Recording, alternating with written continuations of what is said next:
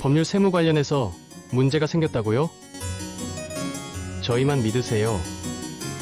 저희가 도와드리겠습니다. 법률 세무 상담을 무료로 제공합니다. 월 1회 법률 세무 강의를 진행합니다. 한농대 졸업생, 재학생의 원활한 영농 영어를 위하여 여러분의 꿈과 희망을 위하여 한국농수산대학교가 항상 함께하겠습니다.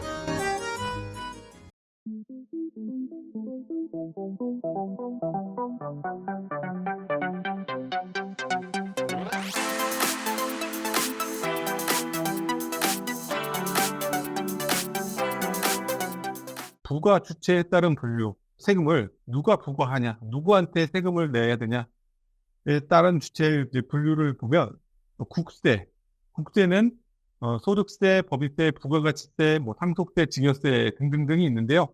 한 14가지 세목이 있는데 그 세금들을 대부분 고지서가 영등포 세무서, 전주 세무서, 마산 세무서 이렇게 어디 세무서에 납부하는 건 국세가 되겠습니다. 국세. 지방세는 대표적인 게 이제 취득세, 등록세, 지방소득세 등등등이 있고요.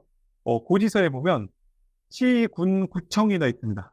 영등포구청, 서초구청, 그리고 무슨 군청, 산청군청 이렇게 나와 있는 게 지방세 되겠고요. 도세 성격에 대해서 분류를 해보자면요. 직접세와 간접세가 있습니다. 직접세는 소득세, 법인세 등 감세자와 납세자가 동일한 세금. 그러니까 소득세 같은 경우는 제가 돈을 벌었으니까 제가 신고 납부하는 게 소득세. 법인세도 법인이 돈을 벌었기 때문에 법인이 신고 납부하는 게 법인세. 자기가 자기 세금을 내는 게 직접세고요. 간접세라고 부가가 대표적인 세금이 이제 부가가치세인데요. 부가가치세는 세금의 부담자, 담세자가 자기가 신고 납부하는 게 아니라 대리 납부를 하고 있습니다. 대리 납부. 그러니까 부가가치세는 뒤에서 설명드리겠지만 최종 소비자가 내는 세금인데 이 최종 소비자가 본인이 신고 납부를 하지 않고 물건을 파는 사람이 대신 납부를 하죠. 그러니까 예를 들어서 소비세의 일종인 부가가치세는 물건을 살 때마다 편의점에서 빵을 하나 사 먹었다. 아니면 스타벅스에서 커피를 한 잔 마셨다. 라고 하면 예를 들어서 커피값 4,400원을 냈다고 하면 4,400원 중에 400원이 이제 부가가치세에 해당될 텐데요.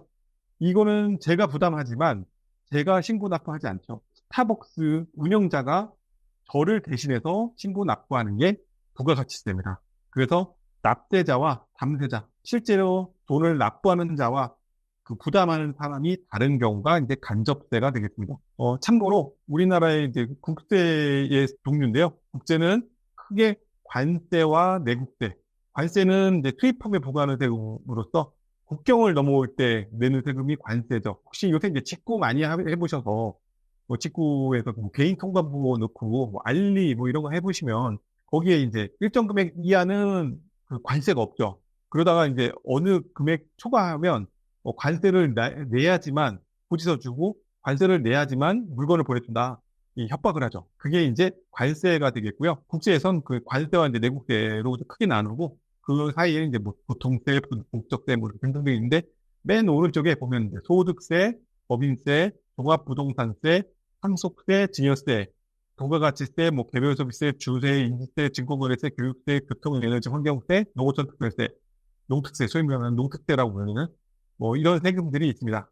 여기서 이 세금들 중에 가장 비중 있는 세금은 소득세, 법인세, 부가가치세 한 이 정도 된다라고 보시면 되겠습니다. 지방세에 대해서도 설명을 드리면요. 지방세는 도세, 시군구세로 나뉘고요. 맨 끝에 보시면 이제 취득세, 등록면허세, 레저세, 지방소비세, 지방교육세, 지역자원시설세, 담배소비세, 담배소비세는 우리 담배 샀을 때 그 안에 다 들어가 있는 세금이죠. 지방소득세, 재산세, 자동차세. 지방세에서 가장 대표적인 세금이 취득세죠. 제 명의로 부동산을 취득한다라고 하면 법무사가 등기를 하기 전에 취득세 영수증을 내야지만 등기소에서 제 앞으로 등기를 바꿔주죠. 그래서 제일 먼저 내는 세금은 이제 취득세라고 보시면 되겠습니다. 세금에 대해서 이제 간단하게 설명을 드렸고요. 이제 본격적으로 부가가치세와 사업자 등록, 종합소득세, 법인세에 대해서 설명드리도록 하겠습니다. 첫 번째 시간에는 부가가치세와 사업자 등록에 대해서 설명드리도록 하겠습니다.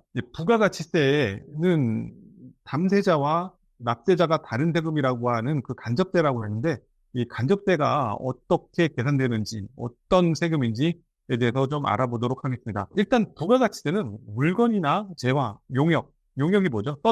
서비스라고 얘기하는 것들. 뭐 대표적인 서비스가 임대 용역. 물건을 주는 건 아니죠. 임대를 준다는 얘기가 제가 건물이 있어요. 예를 들어서 상상만 해도 기분이 좋은데요. 제가 만약에 건물이 있어서 제 건물엔 세입자들이 와서 매달 월세를 낸다라고 하면 제가 그 사람들한테 뭐 물건을 주는 건 아니죠. 제가 공간을 대여해주면서 무형의 재화를 제공하는 거죠. 그걸 이제 다른 말로 용역 서비스라고 하는 거죠. 서비스. 대표적인 또 서비스가 음식 서비스. 음식도 사실은 물건을 주는 건데 굳이 따지자면 세법에서는 서비스로 칩니다. 건물을 지어주는 건설도 건설 재화라고 안 하고 건설 용역이라고 합니다. 그래서 재화는 이제 물건을 얘기하는 거죠. 물건을 팔거나 아니면 제공하거나 생산할 때 각 거래 단계에서 생기는 부가가치를 과세 대상으로 하는 세금이다. 라는 거고요. 2번, 부가가치세 납세 의무자가 있는데요. 부가가치세 납세 의무자는 보통 이제 부가가치세 납세 의무자가 누구예요? 라고 하면 대부분의 사람들이 사업자 등록을 하고 물건을 파는 사람이 납세 의무자라고 생각을 합니다. 하지만 부가가치세법에서는 부가가치세 납세 의무자는 영리 목적 유무를 불문하고 사업상 독립적으로 재화나 용역을 공급하는 자와 재화를 수입하는 자라고 되어 있고 1과세 기간 내에 1회 이상 양도를 하고 2회 이상 취득하면 그 사람은 이제 사업자로 의지하겠다. 그러니까 사업자로 보겠다라는 뜻이에요. 영리 의무를 목적으로 한다. 그 영리법인도 그렇고 비영리법인도 부가가치세 납세 의무자가 될 수 있다는 거예요. 비영리법인은 모든 세금을 안 내는 것처럼 보이지만 비영리법인 대표적인 예로 교회죠. 교회가 강남의 큰 교회 같은 경우는 건물을 가지고 있어서 그 건물에 커피숍이 들어와 있는 경우도 있고요. 그러면 이제 교회는 영리를 목적으로 하지 않는 비영리법인이기 때문에 그러면 임대를 해도 부가가치세를 안 내냐? 영리 목적 유무와 상관없이 그냥 용역을 제공했다고 하면 무조건 세금을 내라는 거예요. 부가가치세를. 그리고 사업상 독립적으로 재화나 용역을 공급. 이 얘기는 무슨 뜻이냐? 제가 화장품 회사의 영업사원이에요. 화장품 회사의 영업사원. 제가 화장품 회사의 영업사원이면 저희 회사의 제품을 어디 가서 팔고 다녀요. 그러면 제가 독립적으로 판 건가요? 그렇진 않죠. 독립적으로 판다는 얘기는 제가 재고의 부담 및 매출 채권의 회수에 대한 부담을 안고 하면 그게 독립적이지만 제가 만약에 회사의 직원으로서 팔고 다닌다고 하면 이 모든 그 사업상 권리와 의무는 제가 아닌 회사가 지게 되죠. 그렇기 때문에 저는 독립적으로 재화나 용역을 공급하는 것이 아니기 때문에 부가가치세 납세 의무자가 아니고 회사가 독립적으로 재화나 용역을 공급하는 자이기 때문에 회사가 납세 의무자가 된다라는 겁니다. 가끔 문제가 되는 게 요새 당근 있죠, 당근. 예전부터 이제 중고나라나 당근마켓 이런 게 활성화돼서 요새 속칭 이제 되팔이라고 하죠. 되팔이. 샀다가 다시 파는 사람들. 이 사람들 당근에서 온도 막 90도씩 되는 분들 있잖아요. 이분들은 사실은 되팔일 확률이 꽤 있죠. 그래서 국세청에서 가끔 가다가 한 번씩 그런 분들을 조사를 합니다. 조사를 해서 당신은 사업자 등록을 안 냈지만 한 과세 기간에 1회 이상 취득하고 2회 이상 파는 걸 봐서는 당신은 사업자인 것 같아. 그러니까 여지껏 팔았던 거에 대해서 부가가치세를 내라 라고 그 부가가치세를 고지할 수 있습니다. 그렇기 때문에 이제 영리의 목적도 불문하고 독립적이냐 이걸 따진다라는 겁니다. 실제로 중고나라 옥션에서 여러 번 그 판매를 해가지고 국세청에서 걸려가지고 이제 세무조사를 받아서 부가가치세를 몇 년치를 이제 한꺼번에 몽땅 맞고 세금폭탄, 속칭 세금폭탄 맞는 분들을 가끔 이제 봐왔습니다. 그렇기 때문에 만약에 그런 사업을 하시려고 그러면 사업자 등록을 꼭 하셔야 된다. 그냥 안 듣게 얘기했지 하고 하셨다가는 나중에 이제 큰코 다칠 수 있다라는 거고요. 부가가치세 과세 기간인데요. 부가가치세는 1년을 2기로 나눕니다. 1기, 2기, 상반기, 하반기로 나눠서요. 1월부터 6월까지는 상반기 이제 1기라고 하고요. 7월 1일부터 12월 31일까지는 2기라고 합니다. 2기. 그래서 이제 크게 부가가치세는 1월부터 6월까지를 7월 25일까지 신고를 하고요. 7월 1일부터 12월 31일까지는 이듬해 1월 25일까지 신고 납부합니다. 네 번째로 이제 부가가치세 계산 방법인데요. 계산 방법은 뒤에서 또 설명드릴 텐데 우리나라는 전 단계 세액공제법을 채택하고 있다. 우리가 이제 부가가치세는 이제 뭐 그렇게 어려운 세목은 아니지만 그래도 우리가 관심 있게 봐야 할 내용은 우리가 이제 농업인으로서 부가가치세 면세제도라는 게 있습니다. 부가가치세 면세제도에 대해서 우리가 더 관심이 있기 때문에 이 부가가치세 면세제도에 대해서 설명을 드리면 이제 우리나라 이제 현행 부가가치세법에 의해서 세부담의 역진성을 완화하기 위해서 특정 재화나 용역의 공급에 대해서 부가가치세를 이제 제외하는 면세제도를 운영하고 있습니다. 이 대표적인 예가 기초생활필수품, 농수산물, 뭐 교육용역, 의료용역 등등이 있겠죠. 이 부가가치세를 도입을 함으로써 물건값이 오르는 효과가 발생합니다. 최종 소비자는 부가가치세를 부담하기 때문에 부가가치세가 없다고 하면 뭐 예를 들어서 1,000원짜리 뭐 4,000원짜리 커피가 부가가치세가 발생함으로써 4,000원에 400원, 4,400원을 결제를 해야 되니까 부가가치세가 있음으로써 물가가 오르는 효과가 발생하죠. 그렇기 때문에 물가가 오르더라도 아주 사람이 기본적으로 살 때 필요한 것들, 기초생활필수품, 농수산물, 뭐 교육, 의료 영역만큼은 그나마 좀 물가가 덜 오르게 요것만큼은 부가가치세를 좀 깎아주자라는 취지고요. 이 부가가치세 면세 제도는 사업자가 혜택을 보는 제도가 아닙니다. 사업자가 아니라 최종 소비자가 그나마 조금이라도 혜택 보게 만든 게 이제 면세 제도고요.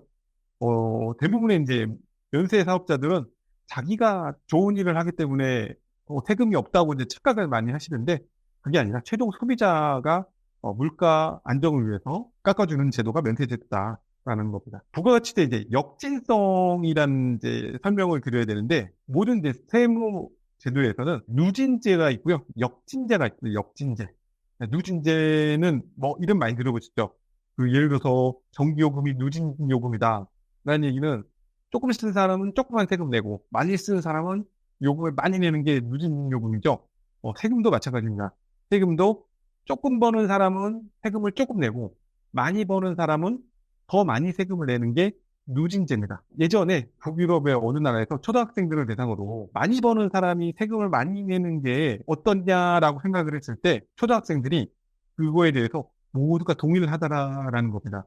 그 얘기는 뭔 얘기냐? 우리가 경제교육 또는 무슨 교육을 받지 않고 그냥 사람의 본성이 좀 더 잘 벌고 부자가 세금을 더 내는 거에 대해서 너무 당연하다고 생각한다는 거죠. 우리나라도 당연히 누진제를 채택하고 있고요. 조세제도를 운영하는 거의 대부분의 나라가 누진제도를 채택하고 있습니다.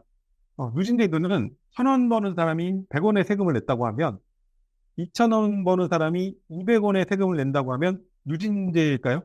역진제일까요? 누진제도 아닌 역진제도 아닌 그냥 비례제죠. 비례제. 1,000원 버는 사람이 100원의 세금을 냈다고 하면 2,000원 버는 사람은 한 3,000원, 4,000원은 내야 누진제가 되는 거고요. 1,000원 벌 때 100원 내는 사람이 2,000원 벌 때 50원만 내는 세금을 낸다고 하면 그건 역진제죠. 역진제. 근데 이제 부가가치세는 왜 역진제냐? 소득이 높은 사람, 돈이 많은 사람이 세금을 많이 내는 건 대부분의 나라가 공감한다고 얘기를 했잖아요. 돈 많이 버는 사람이 세금 많이 내는 건 당연하다고 생각을 하는데 이 부가가치세는 단일 세율을 적용하고 있습니다. 10% 단일 세율을 적용하다 보니까 제가 스타벅스 커피 아메리카노를 한 잔 사 먹어도 4,400원. 이건희 회장이 아메리카노를 한 잔 사 먹어도 4,400원. 이건 너무 억울하다는 거죠. 이재용 회장은 돈을 그렇게 많이 버는데 커피를 똑같이 4,400원 주고 사 먹어. 물론 스타벅스 이런 거 먹지도 않겠죠. 더 좋은 커피를 뭐 드시겠지만 똑같은 요플레를 하나 사 먹더라도 똑같은 돈을 내고 사 먹는다고 하면 돈을 더 많이 내는 사람은 조금 세금을 내는 효과가 난다. 그래서 이제 역진성. 어디서 이제 들은 얘기인데 증권가 찌라시에서 이재용 회장님도 요플레 뚜껑 핥아 먹는다고 합니다. 면세는 사업자의 세부담 완화가 아니라 최종 소비자의 세부담을 완화하기 위한 제도다. 자세히 이제 들어가 보면 기초생활 필수품은 어떤 게 있냐?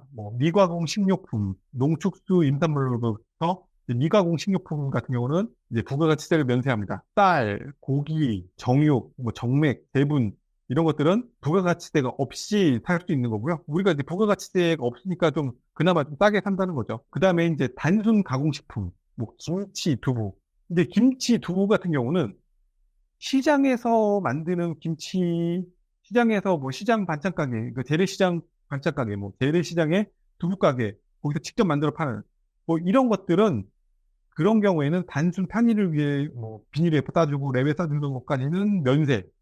그런데 종갓김치 아니면 풀무원 두부 이런 것들은 아예 공장에서 그 독립된 거래 단위로 포장해서 파는 것들은 이런 거는 부가세가 있습니다. 그러니까 시장에서 재래시장에서 김치나 두부 사 먹는 건 좀 싸고 마트에서 뭐 종갓집 김치나 풀무원 김치, 비비고 김치 이런 거 사 먹는 건 비싸다. 부가세가 더 포함된다는 겁니다. 제조 시설을 갖추고 판매 목적으로 이제 계속 만들어가는 거는 이제 부가세 과세 대상이고요. 참고로 단순 가공식품인데 예를 들어서 김치라면을 만들잖아요. 김치라면을 만들 때 이 김치를 그냥 말려서 김치라면 스프를 만들었다.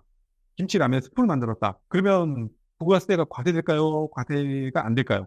과세가 안 됩니다. 단순히 말린 거는 스프용 건조김치 같은 경우에는 이제 면세의 범위에 포함된다. 그리고 국내산 뭐 비식용 농축인산물 같은 경우는 부가가치세 면세. 근데 본래 성상이 변질된 것들, 뭐 그 전분, 팥, 콩 등을 이제 앙금, 떡 같이 만든 것들은 이런 거는 기본에 성상이 변형됐다고 해서 부가가치세가 과세됩니다. 떡 같은 것도. 그리고 이제 우리가 사업자 등록을 하려면요. 사업자 등록을 하려면 법인 사업자로 할 수도 있고 개인 사업자도 할 수 있습니다. 그래서 이제 법인 사업자로 예를 들어서 사업을 한다라고 한다면 그 어떤 절차가 있는지 어떤 법에 저촉되는지를 보면 법인 사업자는 영리성을 목적으로 하기 때문에 상법의 저촉 및 지배를 받습니다. 상법. 그 세법이 아니라 상법에서 이 상법의 회사편에 의해서 상법에 뭐 여러 가지 뭐 옹수표법, 뭐 기본법, 기본편법 뭐 이런 표현이 있는데 거기서 상법에서 5가지의 회사를 이제 분류를 하고 있는데요. 상법에서는 한명회사, 합자회사, 유한책임회사, 유한회사, 주식회사 이렇게 5가지로 분류하고 있습니다. 혹시 지나가다가 뭐 유한회사, 뭐 어디, 뭐 구글 코리아 유한회사, 주식회사 삼성전자 뭐 합자회사, 한명회사 이런 게 들어보셨는지 모르겠는데 주식회사는 그 괄호 열고 주라고 써 있고 괄호 열고 주라고 써 있고 그 다음에 뭐 주식회사, 뭐 삼성전자 괄호 열고 주 괄호 닫고 삼성전자 이렇게 써 있는 거 많이 보셨을 거예요. 유한회사도 뭐 구글 코리아와 괄호 열고 유 괄호 닫고 뭐 이런 식으로 써 있고요. 근데 한명회사는 괄호 열고 합 괄호 닫고 뭐 예를 들어서 빅스타 건설 뭐 이런 식으로 돼 있고 합자회사는 가로 열고 가로 열고 가로 열고 가로 닫고 무슨 주류 이렇게 돼 있어요. 무슨 주류.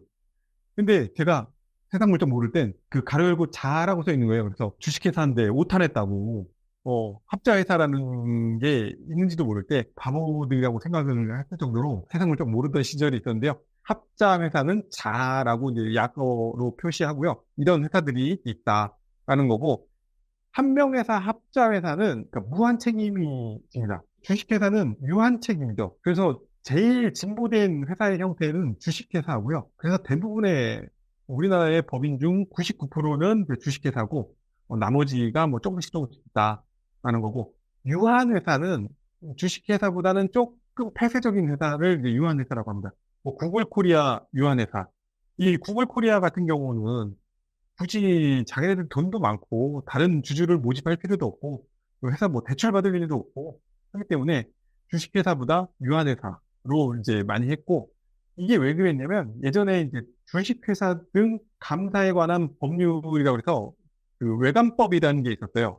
회계감사를 받아야 되는 일정 규모 이상의 회사들은 회사에서 장부를 만드는 걸 못 믿겠으니까 니네가 장부를 제대로 만들었는지 공인회계사한테 그 장부를 검사 받고 그리고 이제 뭐 세금 신고랑 공시를 해라 라는 제도가 있는데요. 그게 이제 주식회사 그 외부 감사에 관한 법률이었는데 구글 코리아 뭐 이런 이제 외국계 회사들이 주식회사로 안 만들고 유한회사로 만드는 거예요. 자기네들이 얼마 벌었는지 공시도 안 하고 그리고 남한테 얼마를 벌었는지 이런 걸 알리고 싶지 않고 다른 사람들한테 타치먹고 싶지 않은 거죠. 그래서 이제 유한회사를 만들었었는데 그래가지고 이제 법이 개정돼서 주식회사 등 외부 감사에 관한 법률로 이제 바뀌었죠. 그래서 이제 유한회사도 외부 감사를 받게 되었고요. 그게 이제 여담이었고 이제 주식회사는 회사가 발행한 주식을 주주가 인수를 한 다음에 인수가액을 한도로 책임을 지는 회사를 이제 주식회사라고 합니다. 그러니까 예를 들어서 제가 삼성전자 주식을 갖고 있는데 삼성전자가 망했어요. 삼성전자가 망해서 우리은행한테 이제 삼성전자가 알고 보니까 우리은행에 대출이 한 뭐 1,000억쯤 있었다. 그랬더니 회사 재산을 다 팔고도 한 500억이 다 못 갚은 거예요. 우리은행이. 그러니까 우리은행이 안 되겠다. 야, 주주 저보고 삼성전자가 못 갚은 500억에 대해서 n분의 1 했더니 제가 갚을 돈이 10만 원이니까 저보고 10만 원 갚으라고 하면 그냥 갚아야 되나요? 아니죠. 저는 제가 그 삼성전자 주식 사가지고 10만 전자에 사서 날라간 것만으로 해도 그냥 짜증나 죽겠는데 거기다 대고 회사 부채까지 갚으라 그러면 성질 나죠. 그게 제가 주식을 산 인수가액을 한도로 책임지는 게 주식회사의 개념이고요. 한 명의 회사랑 합자회사는 그 말이 아까 말씀드린 것처럼 채권자가 주주한테 와가지고 당신 책임지세요. 지금 이 회사 재산 다 팔고도 모질라니까 책임지세요. 하면 그 책임을 져야 되는 게 합명회사 합자회사입니다. 설립은 뭐 정관을 작성하고 뭐 공증을 받거나 아니면 그 등기소에 등기를 해야지만 설립이 완료되고요. 기관의 구성은 뭐 다들 아시겠지만 뭐 주주총회, 뭐 이사회, 대표이사, 감사가 존재합니다. 이제 우리가 이제 관심 있는 건 농업회사법인과 뭐 영농조합법인, 영어조합법인 뭐 이런 거에 대해서 설명하려고 이제 말이 길었고요. 상법상 회사에 관한 규정을 받는 게 농업회사법인입니다. 그래서 어디 보시면 주식회사, 농업회사법인, 뭐 땡땡땡땡. 저희 이제 거래처 중에 이제 평창 버섯 영농조합법인 뭐 이런 식으로 이제 영농조합법인 아니면 주식회사 무슨 법인 이렇게 있는 게 다 이제 농업법인이고요. 농업법인도 이제 크게 두 가지로 보면 농업회사법인과 영농조합법인으로 구분될 수 있습니다. 관련 법적 근거는 농업, 경영체 및 육성 및 지원에 관한 법률에 있고요. 농업회사법인은 주식회사로 설립이 가능하고 농업인 1인만으로도 설립이 가능합니다. 근데 이제 영농조합법인은 농업인이 5인 이상 구성을 해야지만 법인으로 말씀인데요.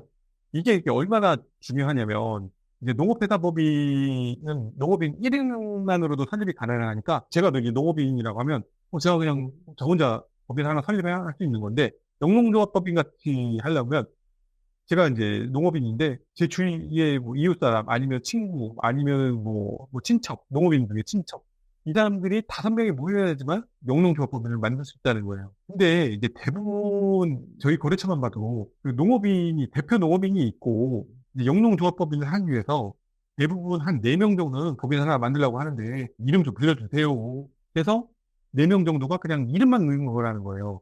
근데 이제 그 이름만 넣을 때 지분율을 그냥 뭐 1%뭐 이런 식으로 조금만 내도 되는데 이걸 그냥 아무 생각 없이 5명이서 하니까 문제는 설립 당시에는 그분들이 그냥 내가 영농조합법인 해서 내가 이름만 빌려줬다라고 생각하시면 다행인데 이분이 이제 이름만 빌려주신 분이 돌아가셨어요.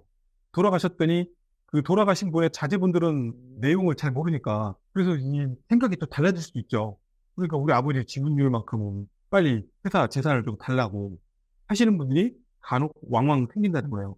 그렇기 때문에 영농조합법인은 추천드리지 않고 농업회사법인으로 설령 동업을 하시더라도 농업회사법인 뭐 2명, 뭐 지분율을 어떻게 정하더라도 그 영농조합법인보다는 이제 농업회사법인으로 하시는 게 맞다. 이름 빌려서 하는데 그 영농조합법인을 하면 나중에 지분 정리 아니라 너무 곤란하는 경우가 생깁니다. 어업회사법인도 똑같고요. 영어조합법인 똑같습니다. 근데 뒤에서도 말씀드리겠지만 어업회사법인, 영어조합법인은 아무래도 농업회사법인과 영농조합법인보다 혜택이 좀 덜해요. 그러니까 뭐 농업인이 더 많기 때문에 뭐 그럴 수도 있고 그러니까 어업인보다 농업인이 더 많아서 그런 거라고 뭐 생각은 됩니다. 법인 설립의 목적으로는 보면 농업회사법인은 뭐 농업인의 경영, 뭐 관광 휴양사업, 구매비축사업 뭐 등등등이 되겠고요. 어업회사법인도 뭐 농어촌 휴양사업도 가능하고 낚시터업도 되고 이제 낚시터업은 그냥 내가 임의로 하겠다고 하면 되는 건 아니고 낚시에 뭐 관한 또 법률이 있더라고요. 그 법률에 저쪽 해당하는 낚시터만 이제 됩니다. 그래서 대부분 농업회사법이 주식회사 농업회사법이 그래서 뭐 딸기 농사 체험 해가지고 관광도 하고 거기서 이제 펜션 사업도 하고 뭐 이런 이제 그 복합 운영을 하시는 분들이 꽤 많죠. 요새 이제 농업회사법인으로. 그리고 참고로 회사를 설립하려고 할 땐 자본금 1억 이상으로 하시는 게 좋습니다. 1억 이상만 그 국채 사업 하실 수도 있고요. 농업회사법인 그 지원금도 이제 받을 수 있고 농업인의 조건은 농업인 1인 이상, 뭐 영농조합법인은 5인 이상인데요. 그 농업인은 그 농업경영체에 등록된 분이어야 되고요. 농업소득이 연간 뭐 120만 원, 아니면 연간 90일 이상이 농업에 종사하는 분. 어업인도 비슷합니다. 뭐 120만 원, 어업인은 뭐 60일 이상 어업에 종사하는 분.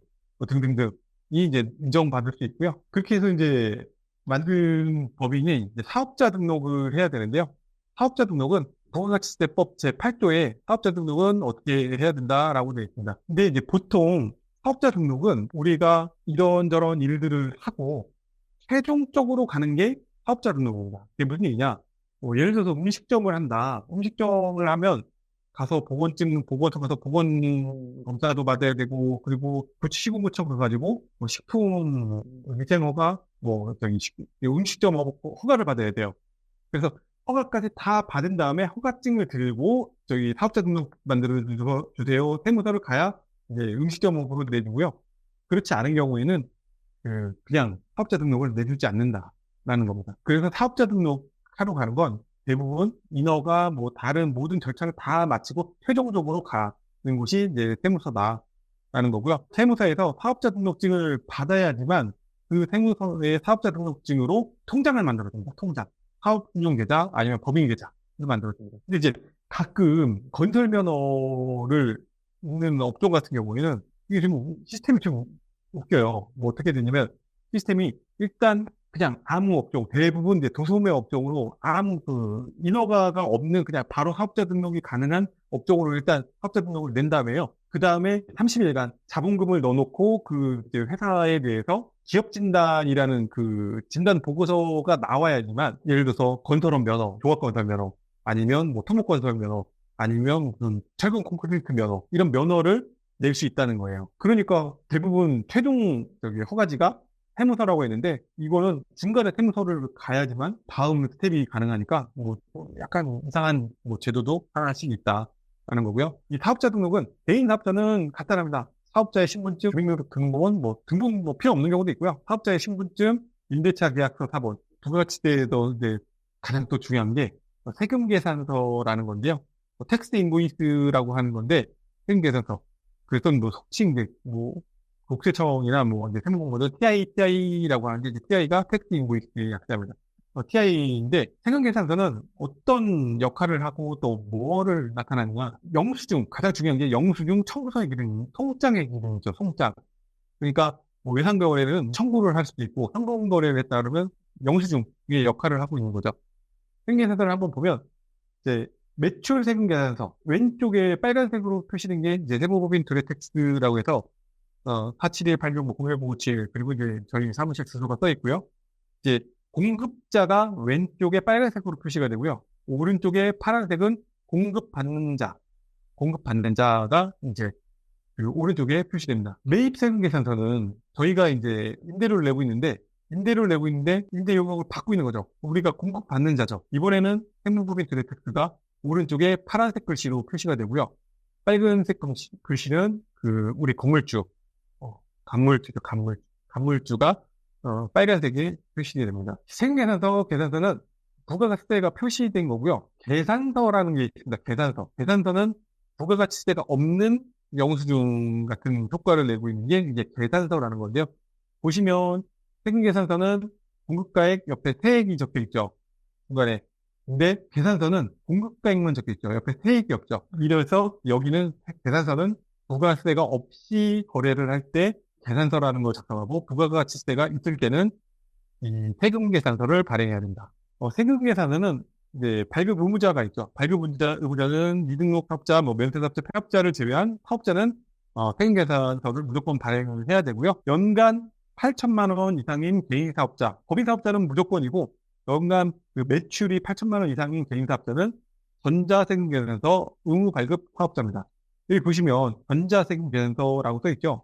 이 전자세금계산서 이게 이제 국세청에 전송된 전자세금계산서인데 우리가 세금계산서를 발행하거나 받을 때 모든 게 국세청 서버에 전송이 되게 이렇게 다 하라는 거예요. 이게 뭐 예전에 그 사업을 하셨던 분들은 뭐 아실 수도 있겠지만 불과 한 10년 전까지만 해도 이 전자세금계산서라는 제도가 없고 그때는 그냥 종이 세금계산서를 주고받았어요. 그래가지고 예를 들어서 우리가 이제 뭐 1월부터 6월까지를 7월 25일 날 부가가치세 신고를 해야 되는데 제가 이게 뭐 부가가치세 신고하려고 이제 막 봤더니 이번에는 그 매출이 많고 매입이 적어서 부가가치세를 많이 내겠다고 하는 거예요. 그러면 그때는 제 세무사 사무실에서 사장님, 올해 이번에는 부가가치세 매입이 너무 없어서 부가가치세가 너무 없어요. 그러니까, 그래요? 그러면 뭐 7월 24일쯤, 25일 날도 당일들도 어디다가 전화해가지고, 야, 나 세금계산 좀 끊어줘봐. 좀 더 끊어줘봐. 해가지고 받아오면 그걸 넣어서 신고를 했다는 거예요.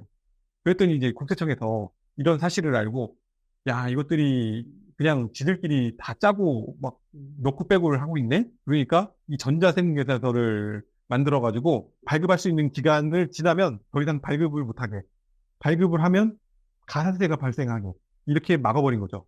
또 예전에는 생계산서를 끌었는데 이번엔 매입이 너무 많아요. 그래서 이번엔 매입이 너무 많아서 괜히 또 세무조사 받을 것 같아요. 그러면 안 되겠다.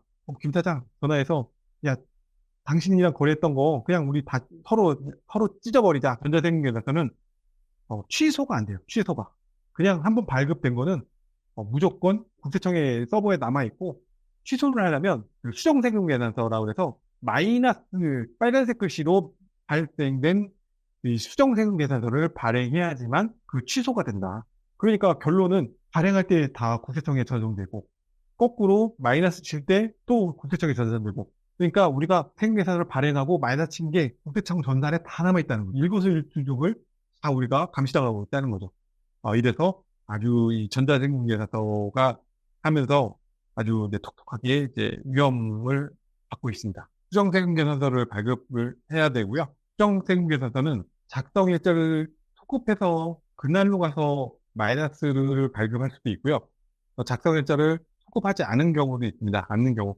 예를 들어서 물건이 반품되는 경우 작성일자를 소급 안 하고요. 계약이 해지되거나 이런 경우에는 작성일자를 소급 안 하고 필요적 기재 사항이 잘못됐어요. 애초부터 잘못됐던 경우에는 작성일자를 소급해서 다시 작성을 해야 합니다. 이 세금계산서에서 필요적 기재 사항이라는 게 있는데요.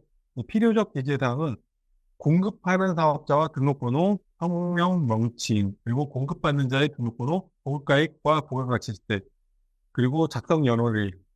여기서 이제 보시면 이제 사업자 등록증에서 공급자의 상호, 사업자 등록번호, 그리고 작성일자, 공급가액, 세. 이게 중요하고, 그 공급받는 자는 사업자 등록번호만 있으면 됩니다. 예를 들어서, 세무법인 두레텍스가, 상호를 갑자기 변경할 수도 있잖아요. 세무법인 두레탱스로 바뀌어가지고, 근데 그걸 우리한테 통보를 안 해줬다. 근데 우리가 세무법인 두레탱스로 신고를 했다. 아니면 대표자가 변경되는데, 대표자 변경을 우리한테 얘기 안 해줬다. 그럼 우리는 그대로 그냥 예전 그대로 보낼 수도 있잖아요. 그런 경우에 그러면 생계선서를 재발급해야 되냐? 그렇진 않다는 거죠. 필요적 기재사항만 실수한 경우 그때는 바꾸는 거고 필요적 기재사항이 아닌 것들은 그냥 놔둬도 된다. 이미지적 기재사항은 공급하는 주소는 바뀔 수도 있죠. 근데 우리가 매번 그걸 다 알 수는 없으니까 주소가 틀려도 상관은 없다라는 거고요. 다만 이제 작성 면허리를 공급가액, 부가가치 세액만큼 이거만큼 틀리면 이거는 이제 사실과다른 세금계산서로 봐가지고 나중에 세무조사도 받을 수 있고 문제가 될 수 있습니다. 이렇게 이제 발급한 거를 이제 잘못하면 이제 수정세금계산서를 발행을 해야 되고요. 발급 기한은 환입된 날에 신고 기간이 있고 부가가치세를 신고를 하려고 하면 예정 신고와 납부가 있고 부가가치세는 1기, 2기, 상반기 1기, 하반기 2기로 나누는데 1기와 2기를 또 중간에 3개월 나눠서 1월부터 3월은 1기 예정 그리고 4월부터 6월까지는 1기 확정 이런 식으로 이제 두 가지를 나눕니다. 왜냐면 이제 국가도 계속 국가를 운영을 하려고 하면은 돈이 꾸준히 필요하지 어느 때 이제 한목에 필요한 건 아니잖아요. 공무원도 계속 월급 줘야지 운영을 하려고 그러면 한목에 받는 게 아니라 꾸준히 들어올 수 있도록 이런 나눠서 세금을 받는 그리고 납세자들도 세금을 한꺼번에 내려고 하면 그 돈을 써버리고 못 내는 경우가 있죠. 그래서 수시로 받는 차원에서 중간중간에 예정 신고 기한이 있다라는 거고요. 그래서 결론은 총 4번이죠. 1월 25일, 4월 25일, 7월 25일, 10월 25일. 분기마다 다음 달 25일까지가 부가가치세 신고 기한이다. 지금 이제 7월 25일까지 부가가치세 신고 기간이라 지금 저희 사무실도 여러 명이 지금 야근을 하고 있습니다. 네, 만약에 일반 사업자인 경우에는 부가가치세를 신고 납부를 하지만 농축수산업자, 그리고 이제 영농인이라고 하면 이런 분들은 만약에 우리가 면세사업자는 신고를 어떻게 해야 되냐? 그런 경우에는 부가가치세 신고를 안 하고 사업장 현황 신고라고 해서 다음 연도 2월 10일까지 만 신고를 하면 됩니다. 부가가치세 이제 영세율이라는 것도 있는데요. 영세율은 대부분 이제 수출하는 재화에 대해서 영세율 적용을 해줍니다. 아예 부가가치세를 100% 환급해 주는 거고요. 이거는 또 사업자를 위한 제도고, 면세 사업자는 사업자를 위한 제도가 아니라 최종 소비자를 위한 제도다. 세금을 이제 계산하는 방법을 따져보면요. 일반 과세자라고 이제 가장 기본적인 일반 과세자 소매업이라고 이제 생각을 해보면, 제가 창출한 부가가치세는 뭐 예를 들어서 10만 원이다. 제가 10만 원 주고 사온 거를 20만 원에 팔면 제가 창출한 부가가치가 10만 원이죠.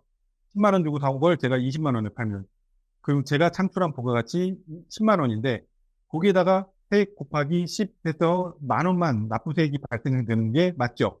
근데 이제 우리나라는 전 단계 세액공제법이라고 해서 제가 물건 사올 때 10만 원만 내는 게 아니라 부가가치세까지 포함해서 11만 원을 주고 사오죠. 그리고 제가 20만 원짜리 물건을 팔면서 그냥 20만 원만 받는 게 아니라 매출세액 2만 원을 추가해서 22만 원을 받죠. 그래서 제가 발생한 부가가치 매출액 22만 원 중 그 세액에 해당하는 2만 원 중에 제가 사올 때 만 원을 냈으니까 2만 원에서 만 원을 뺀 그 만 원이 저의 납부세액인 거죠. 이렇게 되면 제가 22만 원에 팔았기 때문에 최종 소비자는 22만 원이 되죠. 가장 비싸게 살 수 있는 게 이제 일반가세인 거고요. 이제 가운데 이제 영세율 같은 경우는 사올 때도 아예 부가가치세를 안 주고 사올 수도 있고, 부가가치세를 모르고 주고 사왔더라도 이거를 100% 환급을 해줍니다. 우리가 팔 때는 수출하는 경우에는 22만 원에 파는 게 아니라 20만 원만 주고 팔아도 된다는 거예요. 외국인한테 자기 부가세 내니까 나 22만 원 줘야 돼. 그러면 우리나라의 수출 경쟁력이 많이 떨어지겠죠. 그렇기 때문에 수출하는 재화나 용역에 대해서는 부가가치세를 면제해주고 있습니다. 그렇기 때문에 제가 물건을 20만 원 주고 팔아도 매출세액은 빵이에요, 빵. 그래서 영예세율이라고 해서 영세율이라고 하고요.